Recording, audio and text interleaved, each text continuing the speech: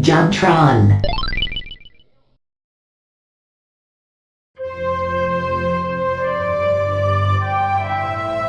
Ah, what perfection. What a beautiful day, wouldn't you say, Rockington?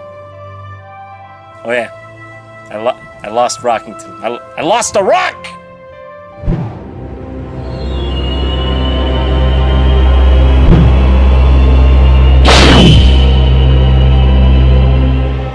Well, I do believe I've forgotten why I'm standing here. I guess I'll go back inside.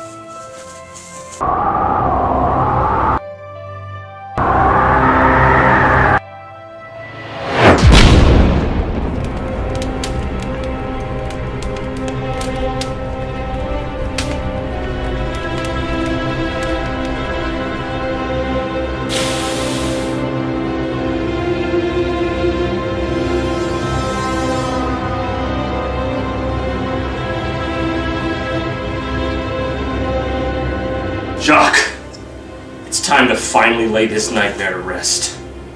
So it has begun, John. I'm sorry, but this is for the good of everyone in the galaxy. Jock, what are you talking about? This is finally our chance to redeem— Erasing memory. Oh wait, Jock, why are you green?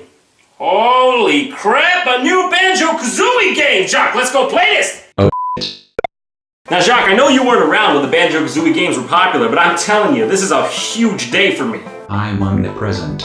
Right, okay, yes, what? Look, I'm gonna put the Banjo Kazooie game in and we're gonna have a great time, okay? Alright, here goes. Taking the next step towards the rest of my life!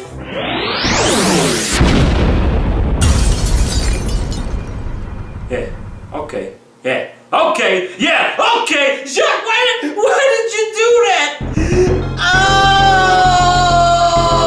Jacques, how can you do this to me, man? I want to play that game for years, and finally I get it. Hey, check it out. It's Donkey Kong Country. Man, this game really takes me back, as far as I can remember. It was the early 90s. You just got your hands on this crazy new game, Donkey Kong Country, with sweet, revolutionary 3D rendered graphics. Who could forget the fond memories of snapping these games into our Super Nintendos, hearing that familiar click and hitting the on button. Then there, in the dead silence of night, with your blanket enveloping you in a heavenly shroud of comfort, you heard that euphoric jingle for the very first time.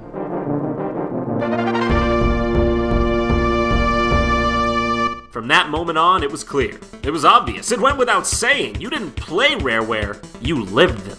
Enter a golden era of video games unlike anything the world had ever seen. Stunning new graphics, new ways to play, and a race to see who could make the best looking and most game-changing software. It was truly the Wild West, and leading the helm was Rareware. In their early days, they were known for such games as Battletoads and Wizards and Warriors. But they didn't hit critical acclaim until they became a second-party developer for Nintendo and rocked the world with their Donkey Kong Country line of games. Gaming would never again be the same. It was no longer about your high score, it was about the adventure! And Rare knew this. They knew it better than the rest of us. And that's when things got crazy. Donkey Kong Country 2, Diddy's Conquest, and Donkey Kong Country 3, Dixie Kong's Double Trouble, Diddy Kong Racing, Blast Corps, Killer Instinct, GoldenEye 007, Donkey Kong 64, Perfect Donkey Kong is my friend, oh my god! Oh, so many good games! That's the thing that was so, seriously, no pun intended, rare about Rareware, is that they were like the Beatles of video games. They could take on seemingly any genre of gaming and set the bar while they were at it. Their lineup from the early 90s to the year 2000 was something I can only describe as, it's sublime, it's godlike, it's good. But we're forgetting someone, aren't we? Aren't we? That's right, you didn't think I could possibly overlook Banjo Kazooie, did you? I mean, look at the title of the video. I was probably gonna mention it. What's so great about Banjo Kazooie, you ask, huh? Well, I'm just not even sure I could put it into words, but I sure as hell can try. Ever just looked across a misty shoreline, gazed over beyond the horizon, and said to yourself, what if? There you go. Do you need further explanation? Do you need clarity? Do you need clarity? Every single part of the game was packed to the brim with originality and content. Sure, it was a collectathon, if you will, but I still don't get why this is considered a derogatory thing when referring to games. Yes, it is a game where you collect things, but the game is built around it, so it's fine. Each collectible is ingeniously hidden within different parts of the level, and the best part about finding them is you have to survey the landscape and locate them by the seat of your own whip. There's no waypoints, okay? It's not like, Bravo team, Bear and Bird, meet us at Alpha Point. There's none of that. And of course, it must be said that Banjo Kazooie had a freaking awesome sequel called Banjo Tooie. It's pretty dang rare. Well, there it is again. When you're graced with a sequel of that quality and size. But then, something terrible happened. A misstep on the stairway to glory. In the year 2002, Rareware in its entirety was purchased by Microsoft Corporation. They started making games like Grab by the Ghoulies, Perfect Dark Zero, and Cameo, Elements of Power. And it's fuzzy, but I could swear that I remember something else. Something far more sinister. Well, if we can't play the new one, Jock, then I guess we might as well just play the old one. It's the next best thing. Ah.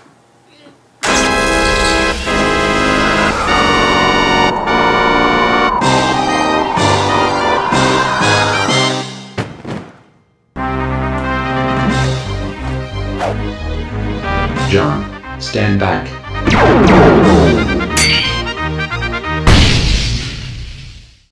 And that's how you skin a cat.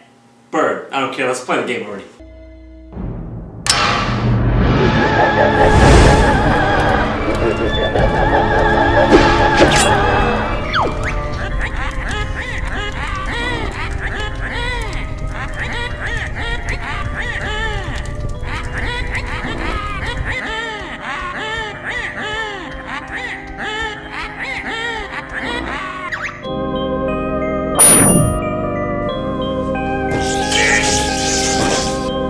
Banjo Kazooie nuts and bolts, but nuts and... Oh no! Oh no!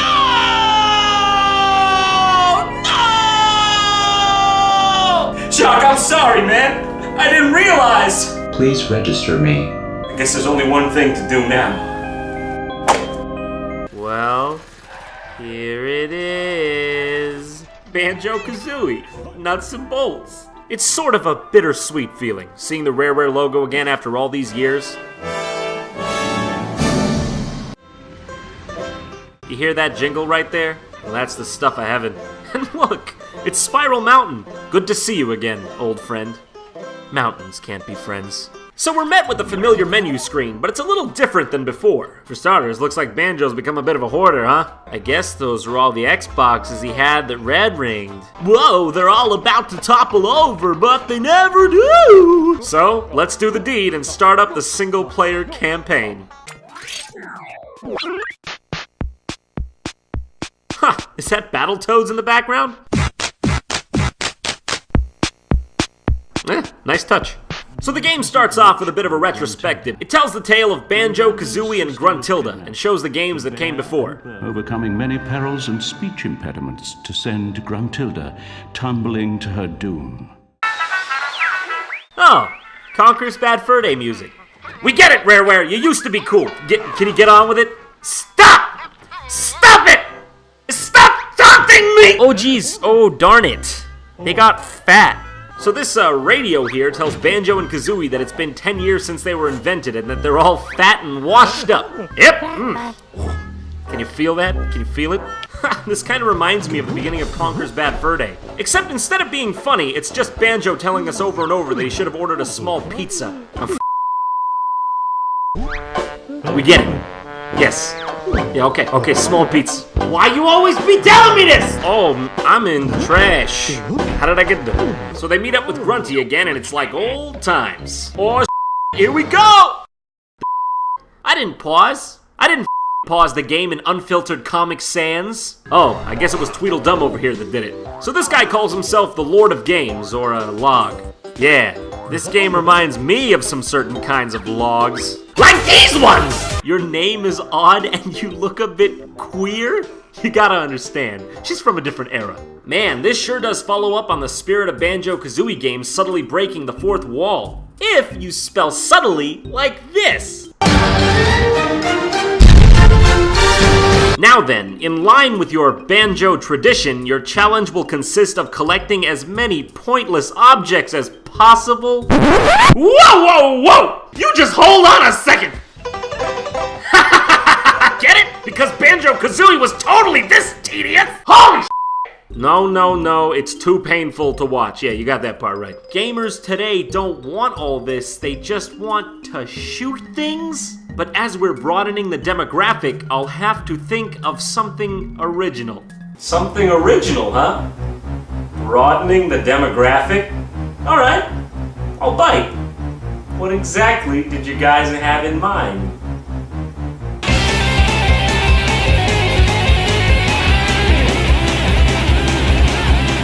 Cars?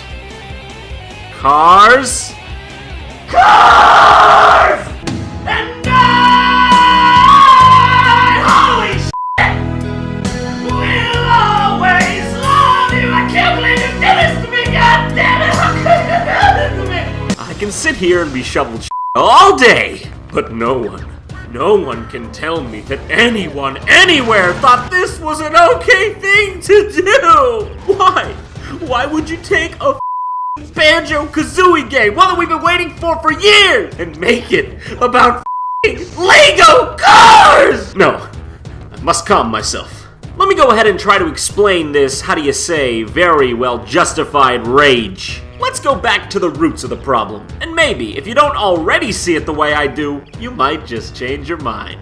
Flashback to the year 2000. You just beat Banjo Tooie and you hear Gruntilda say those beautiful words. You just wait until Banjo 3. Flash forward to late 2006. 6 whole years after the release of Banjo Tooie, fans of the series were graced with something wonderful to hold on to. Something that made the coming years look brighter than ever. A real, next-gen Banjo Kazooie game! Her secret wishes were finally realized. We were once again privileged to experience that lost genre of video gaming's adolescence. A new, big-budget 3D platforming game! Banjo's coming back, baby, and we were happier than ever. Only, do you see anything wrong here? I don't know about you, but I don't see any cars! Or boats, or planes. All I see is the promise of something so beautiful. Excuse me, it's so beautiful. Oh god, I can't stand to look at it anymore. So here we are at Showdown Town. Great, looks more like a bad custom Counter-Strike map. Oh good, I get to move around finally. Oh good, a tutorial on car parts. Oh, you know you're doing something wrong with your game if the first 3 hours isn't menus. Good, just make a car. I don't even want to kill myself right now. This is a sin. This is a true sin. An ultimate crime against the entire gaming community. I mean, what if after Super Mario World, Nintendo came out with a teaser trailer for Super Mario 64, and upon release day, you were greeted with Mario City Simulator! And then you turned on the game and Shigeru Miyamoto's Ghost comes out and it's like, oh, who likes the old Mario games, am I right? BRB! Making Legend of Zelda Modern Warfare! So pretty much, there are level gates all around, almost exactly like Mario Sunshine. Like I said, pretty much exactly. What do I do? No, seriously, what do I do? No, seriously, what do I do? No, I'm fucking serious! Ladies and gentlemen, I've plucked a whale from the ocean and he sounds like a seal.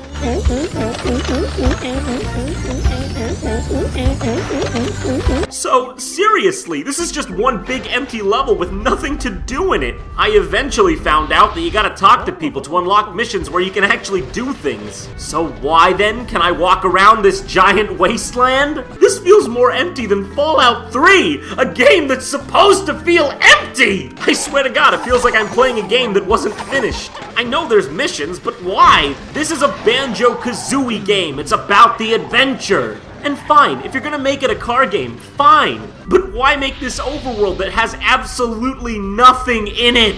Let me guess, is it perchance because the last games had overworlds that had things in them? Is that why? If you're trying to live on your predecessor's success, that's fine. But you can't change the game mechanics and still keep the old level design! That makes no sense! But I'll tell you what does make a little bit of sense to me. Now, I can't prove it, and I haven't read anything confirming it, but consider this the intuition of a seasoned veteran of the early video game industry. Based on this old trailer and these barren levels, it would seem to me that Banjo Kazooie Nuts and Bolts was actually going to be Banjo 3 at some point. Like I said, I can't prove it, but it would make this all make sense. And you know what? If they had gone through with it, I bet it would have been a decently good game. I mean, I don't know if it would have lived up to the originals, but the assets are all here. The graphics are pretty appealing, everything is stylized, and Banjo actually controls pretty satisfyingly on the ground. And I'm not kidding, the atmosphere in some places is actually pretty fantastic. The real part of the game is boring. I don't even care. Do you care? Do you f***ing care? I don't care. Maybe I can end the game early by killing Gruntilda while she's in the open! Get it! Get it! Kick her ass! Seriously, this ain't funny anymore. This is now called JonTron. Even though you may not believe this, I hate the fact that I have to hate this game. In an era where developers are piss scared to take a tiptoe outside the proverbial box, it's actually nice to see something with a hint of originality. But this is not the way to do it. This should have been called Tip Top Nuts and Bolts. Why slap Banjo Kazooie on this? I respect the idea, but come on guys, you're better than this. F you. I'm sorry, that was out of line. I can't do this anymore. I don't care if I have to sit here forever. I'm not playing any more of this goddamn game! No.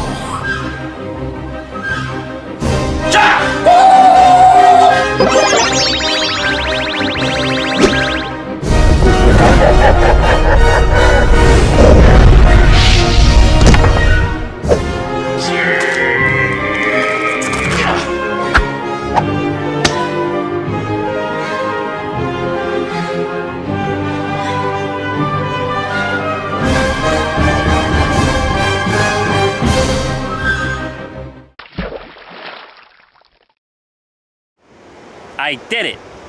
I saved the world.